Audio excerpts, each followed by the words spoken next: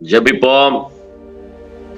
பரலோகத்தில் வாசம் பண்ணுகிற எங்கள் பரம தகப்பனே, நீர் ஆசீர்வதிக்கப்பட்ட இந்த காலை நேரத்துல உம்மை நோக்கி நாங்கள் துதிக்க ஜெபிக்க ஏற்படுத்துகிறோம். நன்றி ஆண்டவரே. இந்த ஜூம் மீட்டிங் மூலமாய் ஆண்டவரே நம்முடைய வேத வசங்களையும் மிஷனரி குறித்து தியானம் பண்ண கிருபை தந்ததுக்காய் சோத்திரம். கலந்து கொண்ட ஒவ்வொரு தேவ பிள்ளைகளையும் ஆசீர்வதி. இயேசு கிறிஸ்துவின் நாமத்தில் ஜெபிக்கிறோம் நல்ல பிதாவே, ஆமென். இந்த நாளுக்கான வேத பகுதி மத்தேயு 6ஆம் அதிகாரம் வசனம் 5 முதல் 15 வசனங்கள். தலைப்பு ஜெபத்தின் மாதிரி. வேத வாசிப்பு மத்தேயு 5ஆம் அதிகாரம் வசனம் 1 முதல் 48 வசனங்கள் வரைக்கும். மனப்பாட வசனம் மத்தேயு 6ஆம் அதிகாரம் 6வது வசனம். நான் வாசிக்கிறேன், கேளுங்க. நீயோ ஜெபம் பண்ணும்போது உன் அறை வீட்டுக்குள் பிரவேசித்து உன் கதவை பூட்டி அந்தரங்கத்தில் இருக்கிற உன் பிதாவை நோக்கி ஜெபம் பண்ணு. அப்பொழுது அந்தரங்கத்தில் பார்க்கிற உன் பிதா வெளியரங்கமாய் உனக்கு பலன் அளிப்பார். இந்த மத்தேயு 5ஆம் அதிகாரம் 6ஆம் அதிகாரம் மலை பிரசங்கம். இயேசு கிறிஸ்து செய்த மலை பிரசங்கம். இந்த மலை பிரசங்கத்தை யாருக்கு செய்தார்ன்றா அநேக ஜனங்களுக்கு செய்தார். அநேக ஜனங்கள் வந்தாங்க. அநேக ஜனங்களுக்கு இந்த பல காரியங்களை பிரசங்கமாக செய்தார். இந்த 5ஆம் அதிகாரத்துல 9 பாக்கியவான்கள் குறித்து சொல்லியிருக்கிறார். உப்பு குறித்து சொல்லியிருக்கிறார். வெளிச்சம் குறித்து, விளக்கு குறித்து சொல்லியிருக்கிறார். நியாய பிரமாணத்தை குறித்து சொல்லியிருக்கிறார். காணிக்கை செலுத்துவன் குறை இருந்தால் சமாதானமாகி விட வேண்டும் என்று சொல்லியிருக்கிறார். சத்தியம் பண்ணக்கூடாது, பழிக்கு பழி வாங்கக்கூடாது, தீமையோடு எதிர்த்து நிற்கக்கூடாது, சத்துருக்களை சிநேகிக்க வேண்டும், சபிக்கிறவர்களை ஆசீர்வதிக்க வேண்டும் என்று பல காரியங்களை இந்த மத்தேயு 5ஆம் அதிகாரத்துல ஆண்டவராகிய இயேசு கிறிஸ்து சொல்லியிருக்கிறார். இந்த 5ஆம் அதிகாரம் 39வது வசனத்துல ஒரு வசனம், ஒருவன் உன்னை வலது கன்னத்தில் அறைந்தால் அவனுக்கு மறு கன்னத்தையும் திருப்பி கொடு என்று சொல்லி.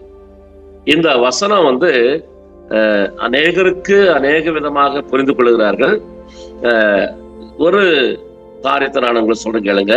இந்த வசனத்தை நம்ம கவனித்து ஒரு கன்னத்தால் அறைந்தால் இவனது கன்னத்தை காட்ட வேண்டும் என்று இயேசு கிறிஸ்து சொன்னார் என்று சொல்லி நாம் அநேகர் பிரசங்கம் செய்கிறோம், கேட்டு இருக்கிறோம். ஆனால் இந்த வசனத்தை நன்றாக கவனித்தால் ஆண்டவராகிய இயேசு கிறிஸ்து ஞானமாய் சொல்லியிருக்கிறார். என்ன சொல்லியிருக்குன்னா, ஒரு கன்னத்தில் என்று இல்லாமல் வலது கன்னத்தில் அறைந்தால், உன்னை ஒருவன் வலது கன்னத்தில் அறைந்தால் அப்பொழுது இன்னொரு கன்னத்தை திருப்பி கொடு என்று சொல்லியிருக்கிறார். ஒரு 2 பேரு முன்னாடி நிக்கிறாங்கன்னு வச்சுங்களேன். ஒருவன் இன்னொருத்தனை அடிக்கிறான்.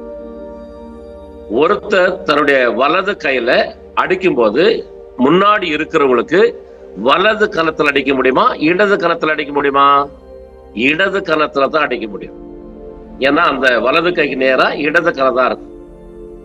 வலது கையினால எதிர நிற்கிற மனுஷனுடைய இடது கன்னத்துல அடிக்க முடியாது. அந்த கை அப்படி போய் அடிக்க முடியாது, அது சரியாவும் அடி விழாது. அதெல்லாம் இடது கணத்தில் தான் அடிப்பான். ஆனா ஆண்டவராகிய இயேசு சொன்னது, வலது கணத்தில் அறைந்தால் இன்னொரு கணத்தை திருப்பி கொடுனார். ஒருவேளை அந்த அடிக்கிற மனுஷன் தன்னுடைய இடது கையால அடித்தா எதிராய் நிற்கிற மனுஷனுடைய வலது கன்னத்துல அடைய முடியும். ஆனா அப்போ ஆண்டவர் இன்னொரு கணத்தை திருப்பி கொடுன்னு சொல்றாரு. ஆனா அந்த அடிக்கிற மனுஷன் தன்னுடைய இடது கையால அந்த மனுஷனை வலது கரத்துல அறைந்தா என்ன நடக்குன்னாக்கா, அந்த காலத்துடைய சட்ட திட்டங்களின்படி அந்த மனுஷன் இடது கையினால் அடித்ததுனால அந்த இடது கை அசுத்தமுள்ள கை. அவருடைய யூத பாரம்பரியம் அசுத்த கையினால அவனை வலது கரத்துல அறைந்ததுனால அவன் அதற்குண்டான ஃபைன், அதற்குண்டான தண்டனை, அவன் பணம் கட்டி கொடுக்க வேண்டும். ஆகையினால யாரு இடது கையில அடிக்க மாட்டாங்க, வலது கையில தான் அடிப்பாங்க. வலது கையில அடிச்சா எதிராக இருக்கிற மனுஷனுடைய வலது கரத்தில் அறைய முடியாது, இடது கரத்துல தான் அறைய முடியும். அதனாலதான் இங்க ஆண்டவராக இயேசு கிறிஸ்து ஞானமாய் உன்னை ஒருவன் வலது கரத்தில் அறைந்தால் இன்னொரு கரத்தை திருப்பி கொடு என்று சொல்லி இருக்கிறார். அதனால இந்த குறித்து நான் அதிகமா பேச நேரம் இல்லை, அதனால முடிக்கிறேன். 6ஆம் அதிகாரத்துக்கு நம்ம போனோம்னா, மத்திய 6ஆம் அதிகாரத்துல 5-15 ஜெபத்தை குறித்து அதிகமாக இங்க ஆண்டவராக இயேசு கிறிஸ்து சொல்லி இருக்கிறார். பாருங்க, 6ஆம் அதிகாரம் 5ஆம் வசனத்துல எல்லாருக்கும் தெரியும்படியாக ஜெபிக்க அநேகர் விரும்புகிறார்கள். 6வது வசனத்துல மற்றவர்களுக்கு தெரியாமல் பிதாவுக்கு மட்டும் தெரியும்படியாக ஜெபிக்க வேண்டும் என்று ஆண்டவராக இயேசு சொல்கிறார். 7வது வசனம், வீண் வார்த்தைகளை அலப்பக்கூடாது. அப்படின்னா சிலர் ஜெபிக்கிறாங்களா, இல்ல பிரசங்கம் பண்றாங்களா, இல்ல பேசுறாங்களா, அறிவுரை சொல்றாங்களா, கால்குலேஷன் சொல்றாங்களா என்ன தெரியாது, ஆனா ஜெபம் பண்ணி கொண்டிருப்பாங்க. 8வது வசனம் பார்த்தோம்னா, நாம் என்ன ஜெபிக்க போகிறோம் என்று நாம் ஜெபிப்பதற்கு முன்பாகவே பிதாவுக்கு தெரியுமா. 9-13 வசனங்களை வாசித்தா பரமண்டல ஜபத்தை குறித்து ஆண்டவராக இயேசு கிறிஸ்து சீஷர்களுக்கு கற்றுக் கொடுத்தார். சீஷர்கள் யோவானுடைய சீஷர்களுக்கு யோவான் ஜபத்தை கற்றுக் கொடுத்திருக்கிறார், நீங்களும் எங்களுக்கு ஜபத்தை கற்றுக் கொடுக்க வேண்டும் என்று கேட்டபடினால ஆண்டவராக இயேசு கிறிஸ்து இது ஒரு அடிப்படை ஜபம், பரமண்டல ஜபம். ஜபத்துல இந்த மாதிரி ஜபிக்கும் போது இதுல எல்லா காரியமும் அடங்கி இருக்கிறது. அதனால இந்த ஜபத்தை கற்றுக் கொடுத்தார். இந்த ஜபம் நமக்கு முன்மாதிரியா இருக்கிறது. இந்த ஜபத்தை நாம் அனுதினமும் செய்தால் நல்லது, செய்யாவிட்டாலும் இந்த ஜபத்தில் இருக்கிற காரியங்களை நாம கடைபிடித்து அதன்படி ஜெபிக்கும் போது கர்த்தர் நம்மை ஆசீர்வதிப்பார். 14வது வசனம் 15வது வசனத்துல, நாம் மற்றவர்களை நாம் மன்னித்தால் பிதா நம்மை மன்னிப்பார், நாம் மற்றவர்களை மன்னிக்கவில்லை என்றால் பிதா நம்மை மன்னிக்க மாட்டார். ஒரு கதை ஒண்ணு சொல்ற கேளுங்க. ஒரு மனிதனை ஆண்டவர் ஊழியத்துக்கு அழைத்தார். அந்த மனிதனும் ஊழியத்தை நன்றாக செய்து கொண்டு வந்தார். அந்த மனிதன் ஊழியர் செய்கிற காலத்துல ஊழியர் பாதையில அநேக போராட்டங்கள், உபத்திரங்கள், பிரச்சனைகள், பாடுகள் வரும். அநேகர் முறுமுறுப்பார்கள், அநேகர் விரோதமாக எழுப்பி பேசுவார்கள், அநேகர் விரோதமாக செயல்படுவார்கள். அதனால அந்த ஊழியக்காரர் ஆண்டவரிடத்துல ஒவ்வொரு நாளும் ஒவ்வொரு குறித்து, ஆண்டவரே நீர் பார்த்து கொள்ளும், ஆண்டவரே நீர் பழிக்கு பழி வாங்கும், ஆண்டவரே நீர் எடுத்துக்கொள்ளும் என்று ஜெபிப்பாராம். ஆண்டவரும் அவருடைய ஜபத்தை கேட்டு அந்த விரோதமாய் செயல்பட்டவர்கள் பேசினவர்களை எடுத்து விடுவாராம். அதனால ஆண்டவரனுடைய ஜபத்தை கேட்டார். அந்த மனிதன் மரித்து போனான், அந்த மனிதனுக்கு இப்படி கஷ்டம் வந்தது, பிரச்சனை வந்தது என்று சொல்லி இவரும் சந்தோஷப்பட்டு அவருடைய வாழ்க்கையில ஊழியத்துல வருகிற எல்லா போராட்ட உபத்திரருக்கும் இதே மாதிரி அவரு ஜெபித்து கொண்டு வரல. ஆண்டவரும் சரி, ஊழியக்காரர் ஏதோ ஜெபிக்கிறாரு அப்படின்னு சொல்லிட்டு ஆண்டவரும் அந்த மனிதனுக்கு தண்டனை கொடுத்துட்டோ இல்லை எடுத்துக்கிட்டோ வந்தார். இப்படியே இந்த ஊழியக்காரர் ஜெபித்து கொண்டு வந்ததுனால ஒரு நாள் ஆண்டவர் தேவதூதனை அனுப்பினாராம். அந்த தேவதூதன் வந்தான். தேவதூதன் சொல்றான், நீ அநேகரை குறித்து ஜபம் பண்ணினாய், ஆண்டவரும் உன்னுடைய ஜபத்தை கேட்டு அதற்கு பதில் கொடுத்தார். ஆனால் நீ அந்த மனிதர்கள் மனம் திரும்ப வேண்டும், அவர்கள் ரட்சிக்கப்பட வேண்டும், அவர்கள் ஆசீர்வதிக்கப்பட வேண்டும் என்று சொல்லியெல்லாம் நீ ஜெபிக்காமல் அவர்களை பழிக்கு பழி வாங்கும், அவர்களை எடுத்துக்கொள்ளும், அவர்களுக்கு தண்டனை கொடும் என்று சொல்லி நீ ஜெபித்தபடினால இப்படி உன்னுடைய ஜபத்தை கேட்டு ஆண்டவர் எத்தனை பேரை எடுத்து விடுவது, எத்தனை பேருக்கு தண்டனை கொடுப்பது. அதனால இந்த முறை ஆண்டவர் என்ன சொன்னார்னா, உன்னையே எடுத்துக்கொண்டு வர சொன்னார் அப்படின்னு சொல்லிட்டு அந்த தேவத்தை சொல்லி அந்த ஊழியரை எடுத்துக்கொண்டு போனாராம். அதனால கர்த்தருக்குள் பிரியமானவர்களே, இந்த கதையிலிருந்து நாம என்ன தெரிந்து கொள்ளணும்னா, நாம நமக்கு விரோதமாக பேசுகிறவர்கள், செயல்படுகிறவர்களை நாம் என்ன செய்யணும்னா, ஒன்று மன்னிக்க வேண்டும், இரண்டாவது அவர்கள் மனம் திரும்ப வேண்டும் என்று ஜெபிக்க வேண்டும், ஆண்டவருக்கு நாம் ஒப்பு கொடுத்து விட வேண்டும். நாம பழிக்கு பழி வாங்க வேண்டும், அவர்கள் நம் கண்முன் இருக்கக்கூடாது, அவர்கள் வெட்கப்பட்டு போக வேண்டும் சொல்லி நாம் ஜெபிக்கும் போது ஆண்டவர் ஒரு சில ஜபத்தை கேட்பார், எல்லா நேரமும் எல்லா ஜபத்தை கேட்டு பதில் கொடுக்க மாட்டார். அதனால மற்றவர்களை நாம் மன்னிக்கிற சுபாவம் நமக்கு இருக்க வேண்டும். அதாவது ஒருவரை நாம் மன்னித்து விட்டால், மன்னிப்பு கேட்டு விட்டால் அங்கு எல்லாமே முடிந்து விடும். இல்லை என்றால் அவர்களை குறித்து இரவும் பகலும் நாம் நினைத்து கொண்டே யோசித்துக் கொண்டே இருக்கும். அவருடைய எண்ணமே இருக்கும், அவர்கள் இப்படி பேசினார்கள், இப்படி செய்தார்கள் என்று சொல்லி இரவும் பகலும் நம்முடைய ஆலோசனை அவர்கள் மேலே இருக்கும். நம்ம யோசனை எல்லாம் அவர்களை குறித்தே யோசித்துக் கொண்டிருக்கும். நாம மற்ற காரியங்களை செய்து கொண்டிருந்தாலும் கூட அவர்களை பற்றியே நாம இரவும் பகலும் தியானம் பண்ணிட்டு இருப்போம்.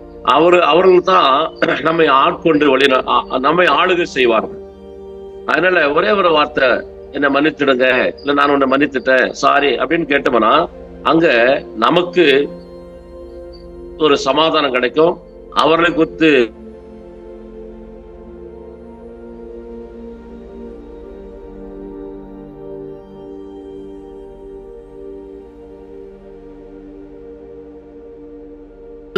கூட ஒரு மிஷனரி குறித்து நான் உங்களுக்கு சொல்றேன், கேளுங்க. இந்த மிஷனரி யாருன்னா மேரி பிஷர். இவர் இங்கிலாந்தில் உள்ள யோர்க்ஷயரில்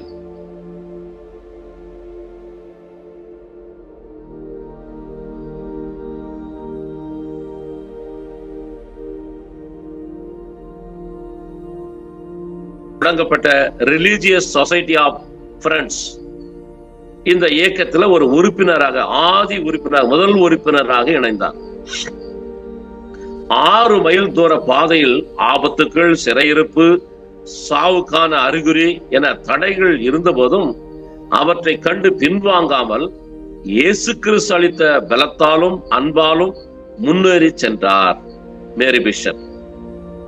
இயேசுவின் நண்பர் அங்கத்தினராய் துணிவுடன் அறிவித்த காரணத்தால சிறையிருப்பு, கேலி, தன் தாய்மண்ணிலேயே தன் புத்தகங்கள் தீயில் எரிக்கப்படுதல் ஆகிய பல கொடுமைகளை சந்திக்க நேர்ந்த போதும் மேரி பிஷர் தன் விசுவாசம் குறையாமல் உறுதியாய் நின்றார். 1657 டர்க்கிக்கு சென்றார். 4ஆம் சுல்தான் முகமது மன்னரிடம் சுவிசேஷத்தை அறிவிக்க முற்பட்டார். வாக்குத்தத்த வசனமாக அவர் கடைபிடித்த ஒரு வசனம் அப்போஸ்தலர் நடபடிகள் 18ஆம் அதிகாரம் 9வது வசனம் 10வது வசனம். அப்போஸ்தலர் நடபடிகள் 18ஆம் அதிகாரம் 9வது வசனம் 10வது வசனம். நான் வாசிக்கிறேன், கேளுங்க. ராத்திரியிலே கர்த்தர் பவுலுக்கு தரிசனமாகி, நீ பயப்படாமல் பேசு, மௌனமாயிராதே, நான் உன்னுடனே கூட இருக்கிறேன், உனக்கு தீங்கு செய்யும்படி ஒருவனும் உன்மேல் கை போடுவதில்லை, இந்த பட்டணத்தில் எனக்கு அநேக ஜனங்கள் உண்டு என்றார். இந்த வசனம் அந்த மேரி பிஷருடைய வாழ்க்கையில கிரியை செய்தது, ஒரு நம்பிக்கை கொண்டு வந்தது, ஒரு விசுவாசத்தை கொண்டு வந்தது. அதனால இந்த மேரி பிஷர் அம்மா அந்த மன்னனிடம் போய் தைரியமாக சுவிசேஷத்தை அறிவித்தார்கள். நாம சாதாரண மனுஷர்களிடத்துல போய் இயேசு கிறிஸ்துவை சொல்லுவதற்கு பயப்படும், வெட்கப்படுவோம், என்ன சொல்வார்களோ என்ன செய்வார்களோ என்று சொல்லி.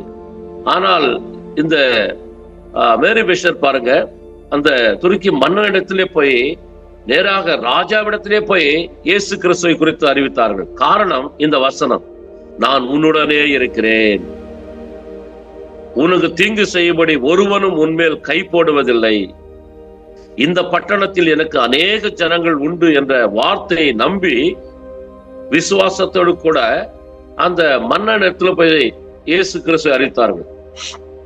அந்த மன்னன் கேட்பாரோ கேட்க மாட்டாரோ, என்ன தண்டனை கொடுப்பாரோ, நமக்கு என்ன செய்வானோ என்று கூட யோசிக்காமல் எப்படியாவது விதையை விதைத்து விட வேண்டும், வசனம் என்ற விதையை விதைத்து விட வேண்டும், இயேசு என்ற விதையை விதைத்து விட வேண்டும் என்று சொல்லி அந்த மன்னனிடத்துல போய் இயேசு கிறிஸ்துவை குறித்து சொன்னார்கள்.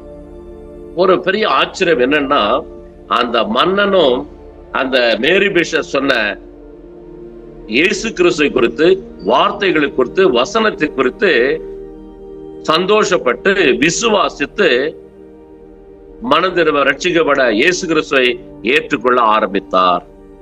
அது என்ன நடந்தது என்று சொன்னால், அது பிற்காலத்துல அந்த விதை முளைத்து செடியாக மாறி பூ பூத்து காய் காய்த்து பழங்களை கொடுக்க ஆரம்பித்தது, பலன் கொடுக்க ஆரம்பித்தது.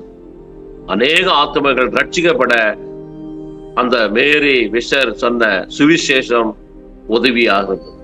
அதே போல நம்முடைய வாழ்க்கையிலும் கூட ஆண்டவராகிய இயேசு கிறிஸ்துவை சொல்லுவதற்கு நாம் வெட்கப்படக்கூடாது, பயப்படக்கூடாது.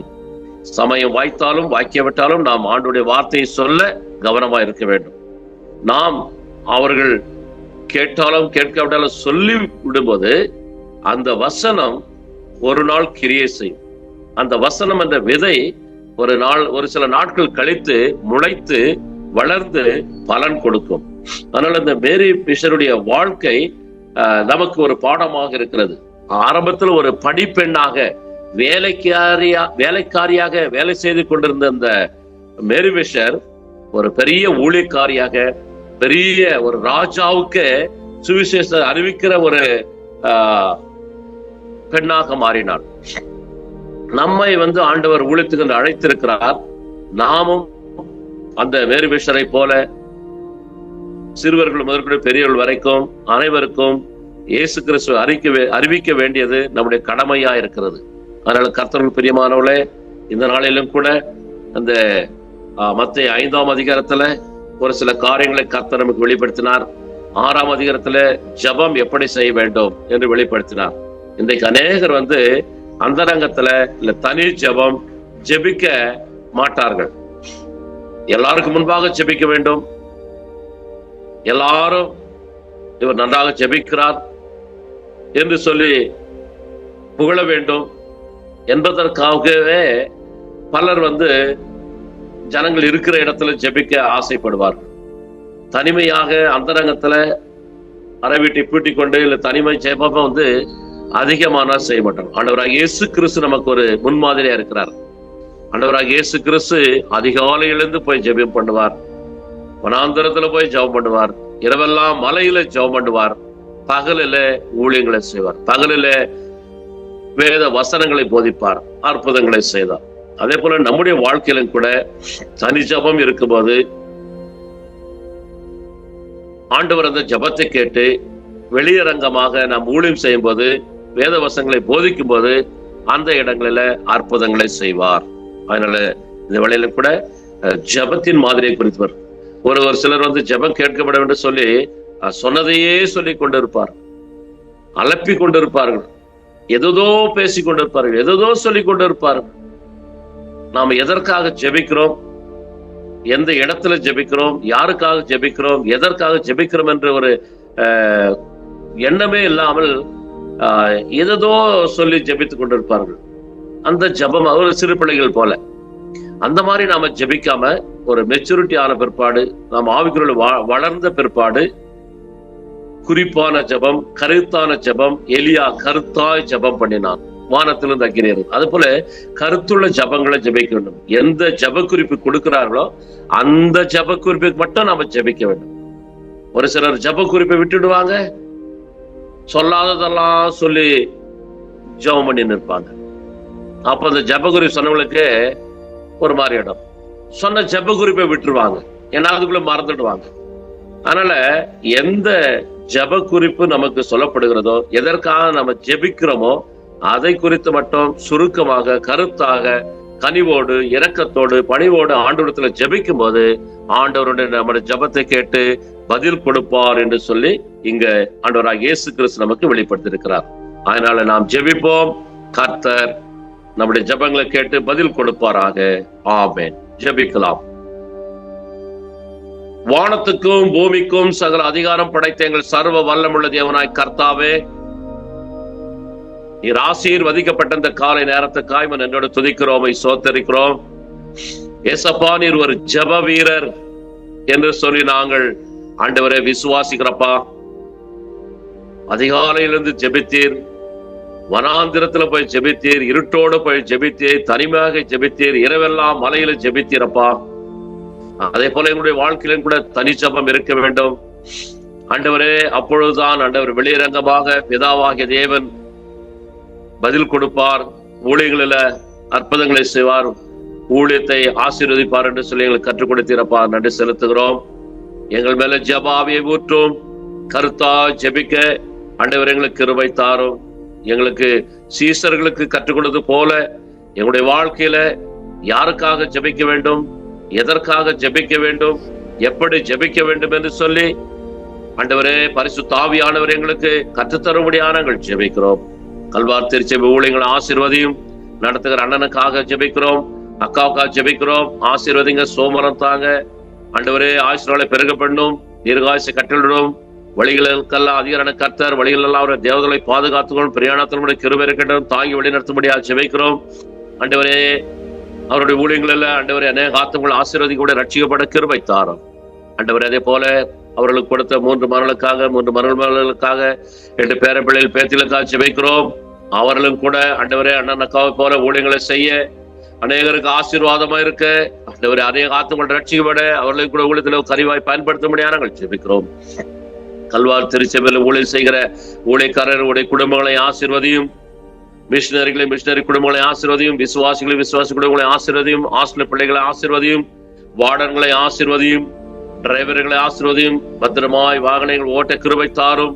கார்டன்ல வேலை செய்கிறவர்கள் ஆசீர்வதிங்க, ஆபீஸ்ல ஊழியர் செய்கிறவர்கள் ஆசீர்வதிங்க, ட்ரஸ்ட் மெம்பர்களை ஆசீர்வதிங்க, ஸ்பான்சர்களை ஆசீர்வதிங்க. பாம நன்றி.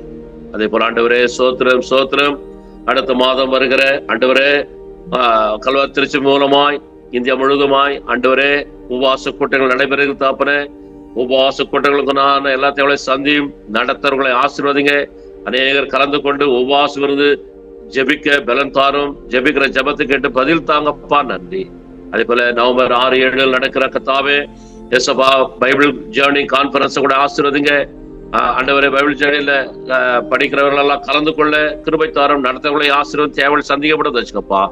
ஆண்டவரே சோத்திரம் அப்பா, அந்த ஜூம் மீட்டிங்ல இணைந்திருக்கிற ஒவ்வொரு தேவ பிள்ளைகளுடைய குடும்பங்களையும் அவருடைய ஊழியங்களையும் அவருடைய கைகளின் பிரயாசத்தை கத்தர் ஆசீர்வதிங்கப்பா. சோத்திரம் ஆண்டவரே ஜூம் மீட்டிங்கை கத்தாவே நடத்துகிற ஆண்டவரே பாஸ்டர் சாலமோனுக்கா மனை பிள்ளைகளை ஊழியலுக்கா ஜெபிக்கிற ஆசீர்வதிங்க.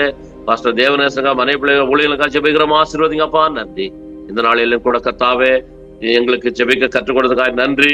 ஆண்டவரே மேரி விஸ்டரை எங்களுக்கு ஆண்டவரே வெளிப்படுத்துக சோத்திரம்.